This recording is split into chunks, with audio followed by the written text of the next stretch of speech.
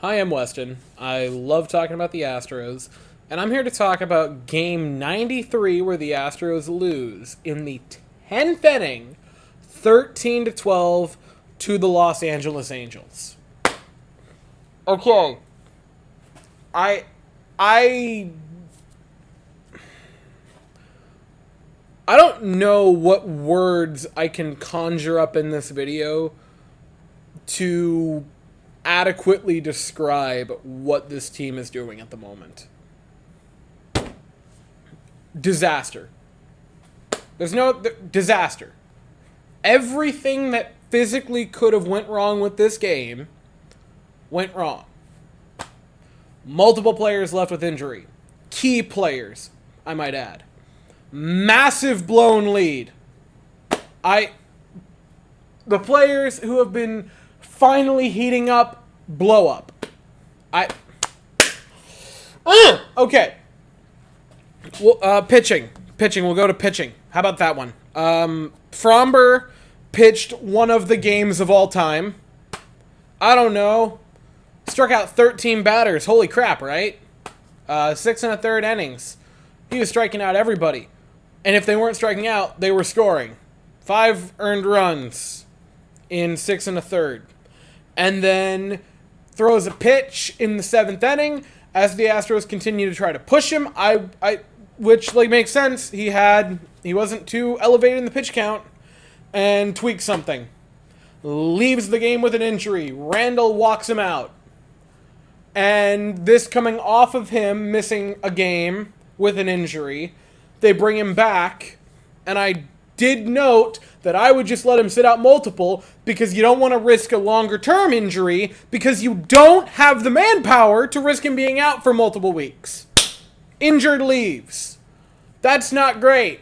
The implosion happens after that because Stennett comes in and is a disaster. He gives up 3 runs. He was starting to look good again, and then bombs. Abreu comes in. He gives up a run of his own. That's not wonderful. Neris was good. Neris was great. Man, damn, Hector Neris has looked good this year. Then 9th inning, because of course, right? Ryan Presley comes in. 11 games in a row where he was just dazzling, untouchable. And because why wouldn't it? Implodes. 3 runs, 2 earned. Not the worst. Definitely not the best. Right? Leadoff home run to Ohtani. Another couple runs come around. And Angels tie it. They tie the game up. Maton in the 9th. Not his fault. Not his fault. It's an unearned run. The runner on second is stupid. Grass is green. Water's wet. I've sang that sermon on the hilltop 1,000 times. I don't like the extra runner. Kessinger makes a throwing error. Angels walk it off. Offensively, right? And go back to that. Because the Astros in this game, this is all over the place, by the way. I am very well aware of that. It just has to be. This has to be all over the place because the team is all over the place. Offensively, they were good. They scored 12 runs. Right? 12 runs, and none of them were the extra inning rule. The offense looked good. Really good. Dubon looked fantastic. He had 3 hits tonight. Jose Abreu was great. He had 3 RBIs tonight. He had a 3-run home run. He had a pair of base hits. He looked great. Yainer Diaz had a pair of base hits. Looks fantastic. Maldonado, who I have been very critical of, had a nice night. Had a couple of base hits. Give him credit. The star of the show offensively was Chas McCormick. A borderline legacy game for Chas McCormick. Pair of walks, 3 hits, home run, 2 RBI home run, 2-run shot in the 8th inning. After the team was melting down, you thought that when he made it 11-9, that might be the deciding moment of the game for Chas McCormick, who, after tonight's game, right, reaching base 5 times, has shot his WRC plus up to 132. I have banged the Chas McCormick drum for a very long time for this team. I was wrong because I maintained for much of it. that I thought Chas was an elite defender who was going to give you a above average bat, right? A 110 to like a 115. I thought that's where Chas was going to be for his entire career. I was wrong. Guys, he's a 132 with the elite defense and the dazzling plays. He is starting to enter star territory. And I'm not exaggerating. I'm not being a fanboy of a player that I absolutely adore. He is a genuine star. And debatably, the most well-rounded player on this team at the moment. I am sorry. But at the moment, at least of the hitters, he is the best defender on the team when he's actually put in center field. And he's one of the best hitters. Jordan isn't here right now. Of the players currently not injured, I think you could make a case that he's the best player currently on the team. You can flame me for that in the comments. I don't care. His WRC plus is so close to Kyle Tucker with significantly better defense. McCormick's a star at this point. And he has to be the everyday starter. The offense was good. The offense was really good tonight. You scored 12 runs. You had 16 hits. It kills me that they couldn't win. And that's the thing, right? They blow the massive 6-run lead. Then they blow the 3-run lead. And at this moment in time, right? And it's been this way for a lot of the season. I think especially right now. There are 3 sects of the fan base. There's 2 very large ones and like a small one in the middle. So like 45, 45, 10. I think either side is wrong and the 10%, the little sect in the middle, right? Because I think to one extreme you have people that want to say everything is going to be fine, they're going to figure it out, they're going to make the playoffs, and then as soon as October starts, same old Astros we've seen ever since 2017. And on the other sect, there are people that just, the world is ending. The dynasty is over, the team is dead, tear it to the ground, time to rebuild again, get ready for more 100-loss seasons. I don't think it is as positive or as negative as all that. But I do think that at this moment in time, Astros fans have to come to the grips, the reality of the situation. I don't think they're going to make the playoffs this year. I just don't. They take a step forward, they take a couple steps back. Not all of it's self-inflicted. There is a lot of it that is. Injuries have piled up, and you might say, injuries are not a valid excuse, everyone goes through them.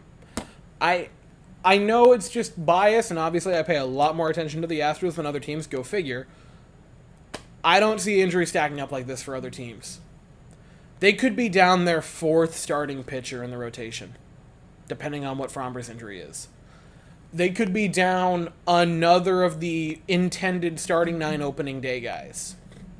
They never had Brantley.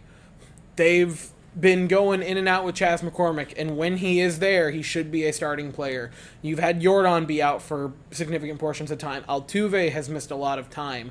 Pena now could miss time. They just can't get healthy. And then you have players who have either not been what you hoped for or regressed horribly. Jose Abreu was really starting to heat up, and he looks like he has found his old swing, and that's great. I'd love to see him be what the Astros have paid him to be. And I don't say that in a sarcastic way, be what he is paid to be. I mean that they paid him to be a star, and he seems like he's going to be that now. He's really started to pick it up. But Bregman has not been it. Pena, even when healthy, and again, the injury could be just so much fun, he has not been what he was last year. And I'm not even talking about the postseason. I'm talking about the regular season Pena, where he was a dead average hitter, but crazy defender, and at shortstop, that's what you need. His defense, I feel, has taken a bit of a step back, and his hitting has been slightly less than it was last year, which, again, if the defense stayed the same, I wouldn't have any comments whatsoever about the hitting, but the defense hasn't. Tucker was supposed to be this MVP candidate, 170, WRC plus guy. I say that slightly exaggerated. Maybe 150 would be more realistic. And he just hasn't. And you look at pitchers, Javi is way underperformed, and it pains me to say that, but it's the truth. I can't even make a comment on the toddlers around the staff. Like, I'm not going to be negative about JP France or, Brandon Bielak or Ronel Blanco. I'm not going to punch down on those guys. They don't deserve it. They've done the best they could. They've helped keep them afloat. Hunter Brown hasn't quite been what you hoped for, but again, I think a lot of that is self-inflicted because you don't have Diaz catching him every single start. You have Maldi most nights, which is insane. All of this is to say, I don't think this team this season is capable of making the playoffs as is. I think the injuries have caught them. The injuries that they have somehow avoided in 2017, in 2018, in 2019, in 2020, 21, and 22. They have somehow consistently avoided all those injuries. And the bill always comes due. I think it's come due for them. Now, while I say that, I don't have any fear about next year. I don't have any fear about 2024, 2025, 2026. If anything, I feel great about those seasons. Because you see some of the young guns down the pike that are in the minors, that look like they are going to be star players. Right? The lowest hanging fruit obviously being Drew Gilbert. I think the farm system is still going to be good. And more than that, they just find good pitchers. I think JP France could be a solid pitcher in this rotation. Brandon Bielak's starting to give me hope again. I still have a lot of hope for Hunter Brown. And, Christian Javier is having a down year, but they've guaranteed him a contract for 5 or 6 more seasons, so he's going to have time to figure that out. Chas McCormick, out of nowhere, has become legitimately an all-star caliber player, which is fantastic to see. Pena's going to be back. Altuve is Altuve. When he's here, he is a 120, 130 WRC plus hitter with good above-average defense, and then usually 2022 aside, a clutch postseason hitter. I have no doubts about him. Abreu has given me all the reason to believe that in the few coming seasons he's going to be back to his old self.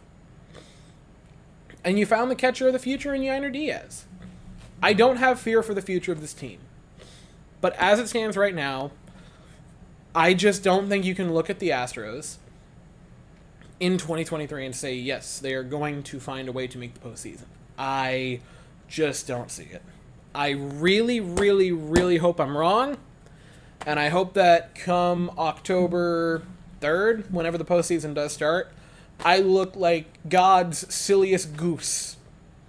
And should the Astros do that, I will get the sweatshirt and I will sit here and throughout all of the postseason live streams wear the God's silliest goose t-shirt. Because I want to be wrong.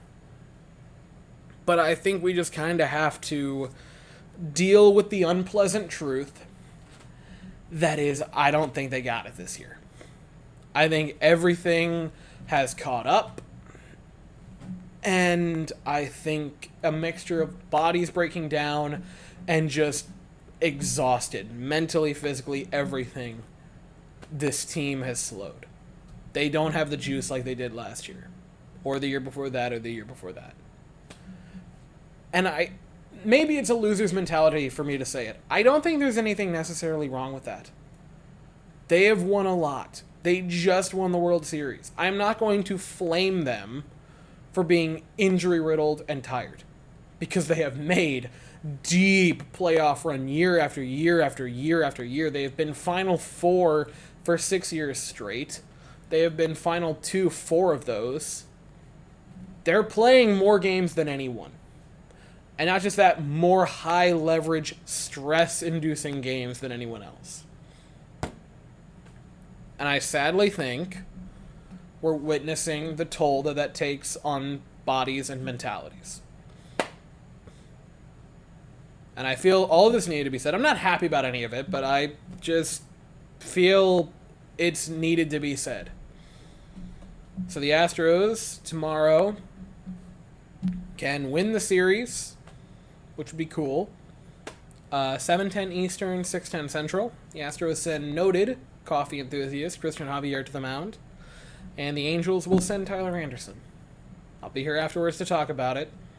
But as for right now, that is all I have to say. So if you enjoyed the video, please consider to like and subscribe. Thank you all so very much for watching. I hope you all have an absolutely fantastic day, and as always, go Astros.